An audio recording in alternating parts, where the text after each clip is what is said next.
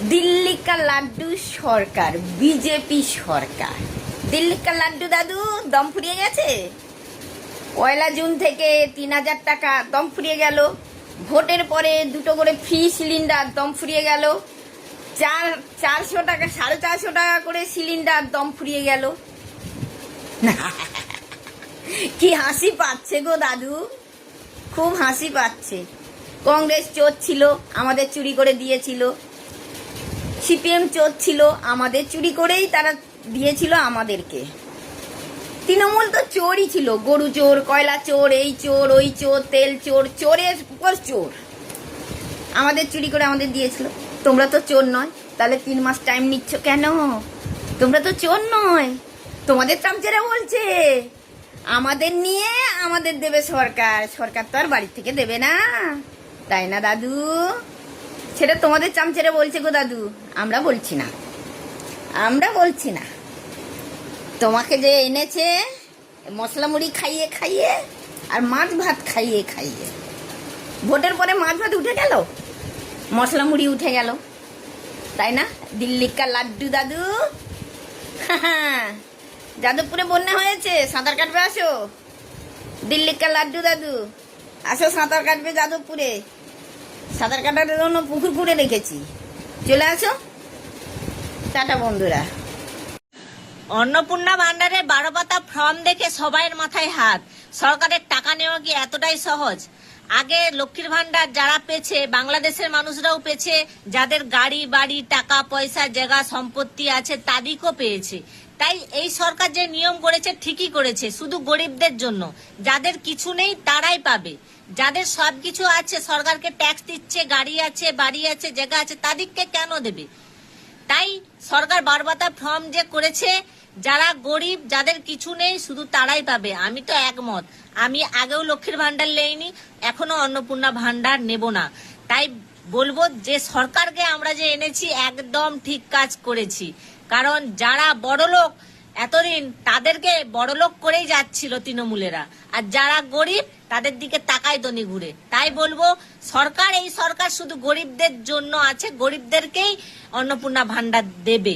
আর যাদেরকে রেলের থেকে জায়গা থেকে উঠিয়ে দিচ্ছে তারা আমাদের ভারতের নয়, তারা সব বাংলাদেশের মাল। তাই তাদেরকে আবার বাংলাদেশে পাঠিয়ে দেওয়া হচ্ছে। দেখলাম তো কত মানুষ সব বাংলাদেশে চলে যাচ্ছে, আমাদের ভারতে সব জেঁকে নিয়ে দখল করে বসেছিল সরকারের জায়গায়। একদম ঠিক কাজ করেছে। আর অন্নপূর্ণা ভান্ডার 100%-এর 80% বাদ মানুষ মনে হয় 20% পাবে। বেশ মজা লেগেছে। পাল্টানো দরকার, চাই বিজেপি সরকার। জয় শ্রীরাম। অন্নপূর্ণা ভান্ডার নিয়ে এত পরিমাণে হুলস্থুল চলছে, আর ভালো লাগছে না। তো আমিও কিছু কথা বলতে চাই, কারণ অন্নপূর্ণা ভান্ডারে লক্ষ্মীরা তাদেরকে নিয়ে এসে সেই জায়গায় দিয়েছে, আবার সেই জায়গাতেও তাদের পৌঁছে দিতে পারে, কিছু ক্ষমতা তারা রাখে, এটা তো বোঝাই যায়, তাই না? কেন কি আজকে তারা যখন ভোট নিচ্ছিল বলছিল যে আমরা সবাইকে 3000 টাকা করে দেব। আর এখন ভোট হয়ে গেছে, এখন সবাই যে যার জায়গা পেয়ে গেছে, এখন কিনা ঝাড়াই বাছাই চলছে।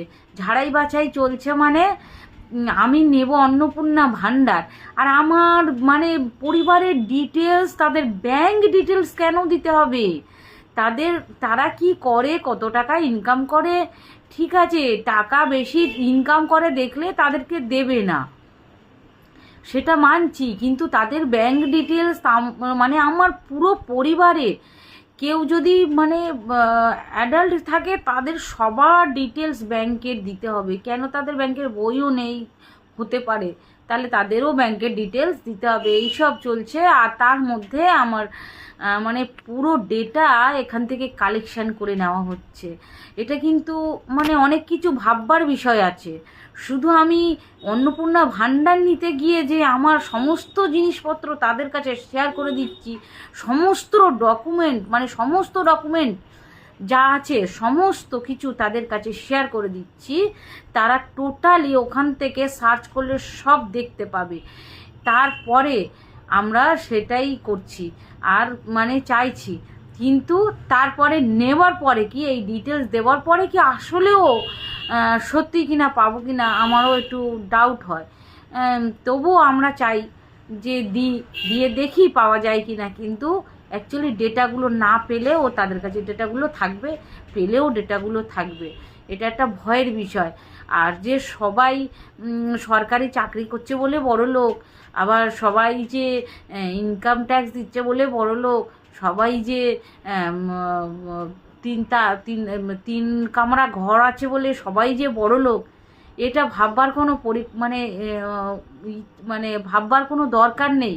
কারণ সরকারি চাকরি করলেও অনেকে কম পয়সায় মাইনে চাকরি করে, তারাও বড় লোক হতে পারে, তাই না? এইটাই ভাবছে। কিন্তু সরকারি চাকরিতে আবার তারাই তো মাইনে দিচ্ছে, কত টাকা মাইনে দিচ্ছে তারা হিসাব করে দেখুক, তারা সেই পয়সা আবার চালাতে পারে কি দেখুক।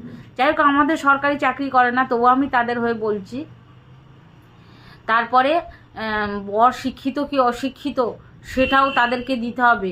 কেউ 3 পাস করলেও সেটাকে শিক্ষিত বলবে না, 4 পাস করলে শিক্ষিত বলবে না, 7 পাস করলে তাকে শিক্ষিত বলবে। শিক্ষিত অশিক্ষিত বলে দুটো লিখে রেখে দিয়েছে। যাই হোক, এত সব ফিরিস্তি তাদের কাছে জমা দিয়ে আমরা সমর্পিত হয়ে, মানে বলতে গেলে আমরা টোটালি তাদের কাছে সমর্পিত হয়ে আমরা লক্ষ্মীর ভাণ্ডার নেব। যাদের আগের সরকার কোনোদিন যাদের টাকা দেয়নি তাদের সংসার চলেনি, আর যাদের দেবে তাদের সংসার চলবে, আর যাদের দিয়েছে তাদের চলছে। তবে হ্যাঁ, যাদের দিয়েছে আমিও এটাও দেখেছি, অনেকে সেই পয়সা নিয়ে কেউ ফ্রিজ কিনেছে, কেউ ছেলে মেয়েকে পড়িয়েছে। এখনও যাদের দেবে তাদেরও সচ্ছল অবস্থা হবে। তা এত পরিমাণে ঝাড়াই বাছাই হচ্ছে, হয়তো সেটা ভালো, কিছু পরিচয়বিহীন লোকদেরকে সেখান থেকে বার করা হচ্ছে, অনেকেই বার করা হয়েছে। তা ঝাড়াই বাছাই করে কি সত্যিই সঠিক তাদেরকে সবাইকে বার করতে পারবে? সবাইকে বার করে আর যারা থাকবে তাদের সবাইকে কি দিতে পারবে? অ্যাট লাস্ট কি টেনে যাবে? অ্যাট লাস্ট কি তাদের দেবে? এটাই হলো আমার কথাবার্তা, আর কিছু না। তাই বলতে চাই যে এত ডেটা কালেকশন না করে দেওয়ার হয় দিক। মুখ্যমন্ত্রী, কিছু মানুষ বলছে যে আমরা গরিব মানুষকে এতটাই পাপ করেছি যে যাকে বিশ্বাস করছি সেই আমাদেরকে এরকম করছে। কিছু মানুষ বলছে, কেননা আপনি একটা পদে আছেন, অথচ আপনি একটা কথা বারবার অন্যরকম ভিন্ন ভিন্ন কথা বারবার বলছেন। প্রথমে আপনি বললেন যে প্রথমে তো এটাই বলেছিলেন যে লক্ষ্মীর ভান্ডারটাকে অন্নপূর্ণা ভান্ডার করা হবে, এটাই প্রথম ছিল আপনার কাজ। এবার যখন আপনি সেটা করবেন বললেন, প্রথমে একদম ডিক্লার করে দিলেন একবার না বারবার করে জুন মাসের 1 থেকে টাকা দেওয়া স্টার্ট হয়ে যাবে। মানুষ রোদ্রে পুড়ে ঝড় বৃষ্টিতে কত কষ্ট করে 100 টাকার জায়গা থেকেও 500 টাকা দিয়েও কত কষ্ট করে লাইনে দাঁড়িয়ে ডিবিটি লিঙ্কটা করালো। লিঙ্ক করিয়ে এখন আপনি বলছেন যে সেটার আবার ফর্ম ফিল আপ হবে। বেশ ভালো কথা, ফর্ম ফিল আপ হবে, তো আপনি তো সেই ফর্ম ফিল আপটা মে মাস থেকে করাতে পারলেন, সারা মাস করালেন না। এটার জন্য আবার 3 মাস লাগবে। তো 3 মাস মানুষ এবার কি করবে? সেই লক্ষ্মীর ভান্ডারটাকেই চালু রাখবেন। তো আবার সেই লক্ষ্মীর ভান্ডার আসবে, এটাই মানুষের প্রশ্ন, যে আবার ওটাই আসবে, তার মানে কি? তাহলে যদি আপনি সেই টাকাটা দেন, মানে অন্নপূর্ণাটা দেন, তাহলে তো এটা বলতে পারতেন যে কি যখন মানে জুন মাস থেকে যেহেতু দিতে চেয়েছি, জুন মাস থেকে পুরো টাকাটা যোগ হবে, একসাথে দেওয়া যাবে। সেটা করলেন না। দেখুন, বিশ্বাস এমন একটা জিনিস না, বিশ্বাস একবার উঠে গেলে বিশ্বাস খুবই একটা মূল্যবান জিনিস, সম্পদ। তাই বলছি, দেখুন, মানুষ অনেক বিশ্বাস করে।